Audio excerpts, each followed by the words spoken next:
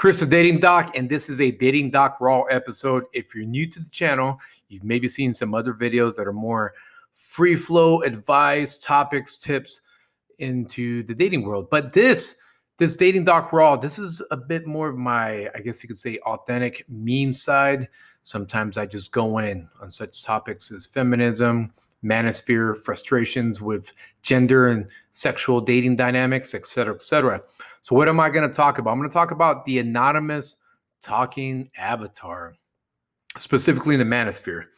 What do I mean by the anonymous talking avatar? These are folks that hide behind some sort of photo, some sort of persona that they have online. And they talk a lot of drama, right? They get it real angry. They express their frustrations at whatever it is. If it's a manosphere, then more than likely it was woman, but now they're actually more contributing to this civil war that's happening in the manosphere and all the drama and what pill they're part of and who's talking about who and who's really married and et cetera, et cetera. What I find ironic is that these talking avatars, they don't admit who they are, obviously, right? They're these anonymous avatars that have a lot to say, but not a lot to show. But I find it ironic because sometimes these avatars, whether they're content creators or they're commenting, they judge other men by their looks, which I find a little bit sus, but yeah, that's just me. They will go in and talk about how this person doesn't display a strong jawline or heightism or beard maxing, et cetera, but they don't ever show their faces. They never show their faces. And this is not to poke fun at anyone who's handicapped or challenged, but that's like someone in a wheelchair judging the way people run.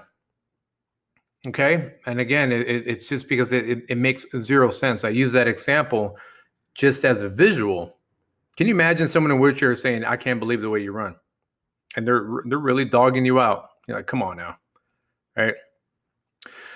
What's funny about this is a few videos ago, I had one of these talking avatars, right? He uses some sort of like gecko or animal or something. I think his name, I forget his name, but he made a video about me.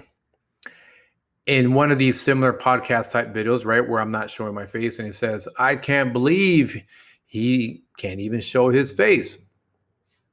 Well, here's the thing, anonymous talking avatar, you knucklehead. I'm literally out in the open. Okay, if you're new to this channel, go ahead. Even 2 videos before this one, I'm literally doing a talking vlog. You can see my face from the hotel video. I'm all over social media. Point said, I'm out there, right? I just found it funny how a talking avatar was talking about how he can't believe that I can't show my face and masculine frame and all this craziness, right?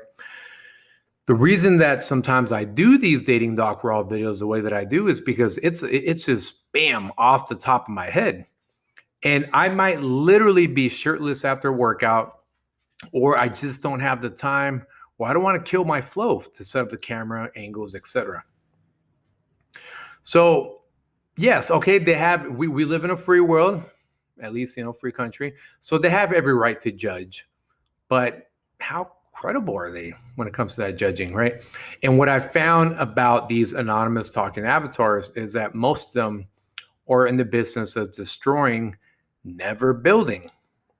Okay, they have some benefit in the manosphere. I'm going to talk about that a little bit later on, but they are ultimately destroyers, never builders. They complain, but they'll never offer solutions. They will never offer solutions, but they know how to complain.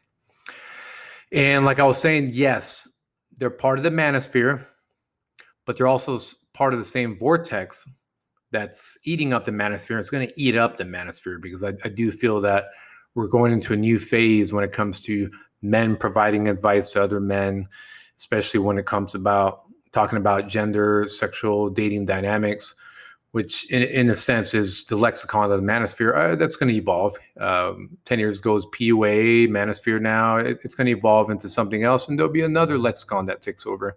So there is a transition point. But back on topic. Unless it's a very cathartic, self-expressive outlet for them, It's my strong assumption and intuition that these angry talking avatars, anonymous avatars, are not really contributors to society. Other than the only benefit, I'll give them this. Currently, at the time of this video, they're pretty good at identifying the grifters. Yes, I'll give them that. I'll give them the fact that, yes, they are pretty good about dispelling the myth that subscriber numbers on YouTube means that someone's competent on what they're talking about.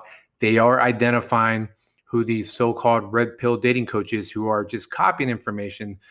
They are identifying those that are too ashamed of their own marriages and never discuss them. They are identifying those that are spitting out $1,000 e-courses or consultations. So I'll give them that. But the argument, however, that they shouldn't stay unscathed, I'm sure they know that. They know that they're also up for critique as much as they critique. So, however, let's say the grifters and the shady, toxic red pillars peddling the courses are gone. What is the purpose? What is the purpose of the angry anonymous avatar?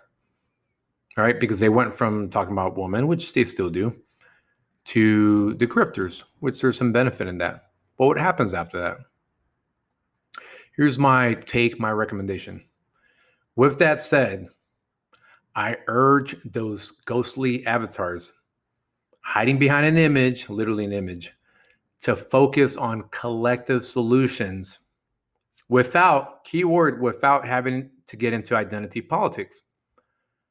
The big cop-out nowadays is that anytime there's a heated argument, it'll now devolve into, well, let's just blame it on a certain political candidate or politician or party.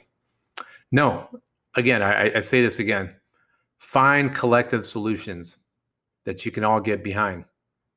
And don't create rivalries out of this.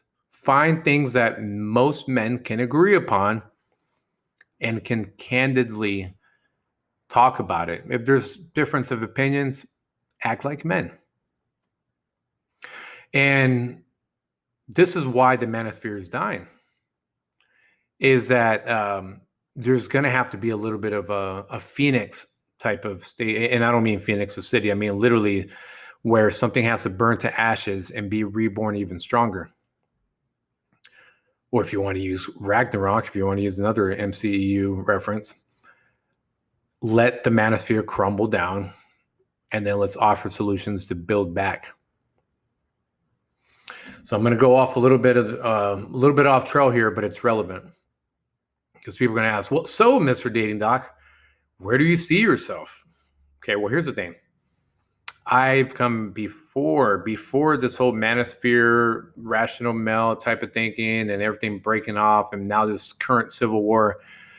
I've been in this industry hosting events for singles, conducting very low-cost matchmaking compared to other matchmakers, and I'm consistently scheduling date coaching clients and couples. Okay, I'm aware of the high-cost tactics of so-called coaches, but here's the difference. Here's the difference with me. In case you're new and you're wondering, who is this guy? I hang my reputation on the line because I do speak at public events in my hometown. There's Google reviews by bona fide people. You could back search them. These are real people. Find them on Facebook. And everyone knows my real name. I'm easy to find. Okay? My costs are fair because I want clients to respect my time in business. But at the same time, I would never feel right feeling as if I'm ripping someone off with $1,000 courses that really don't have tangibility. And yeah, I got it. For some, it's a thin line. It makes it hard for you to discern who I am, who the real from the fake are. All right. That's why I invite you to listen a little bit more to this. Lastly, I didn't get into this field because of some anger based on a divorce, rejection, or because I read Rational Male. All right. I've been in the dating service industry way before it was infiltrated by salesmen in the Manosphere. So what is my role in all this, in the Manosphere part, other than a content creator? Right now, I'm an observer. Okay. What I see is a phase. While all the YouTube drama is happening, I'm going to continue to modernize my service. And my message is largely unchanged. Okay, I am who I am. I offer services for both men and women, and I'm not afraid to answer to both if there's anything that they disagree with. But back on topic. These avatars, these anonymous avatars, do serve a purpose. They're almost like the snipers of the Manosphere, picking their shots and going to hiding. However, just like a lucha libre wrestler, once they're unmasked, they are left powerless and can often lose their career, quite literally, especially based on some of the verbiage that some of these content creators and manly commentators post. So yes, there's a little bit of a paradox with these avatars as I wrap this up. They're smart yet foolish. They're brave yet display acts of cowardice. They claim to be alpha, and some may be, but at times they only follow a narrow set of beliefs, which they label very beta. So yes, that's my take on these anonymous avatars.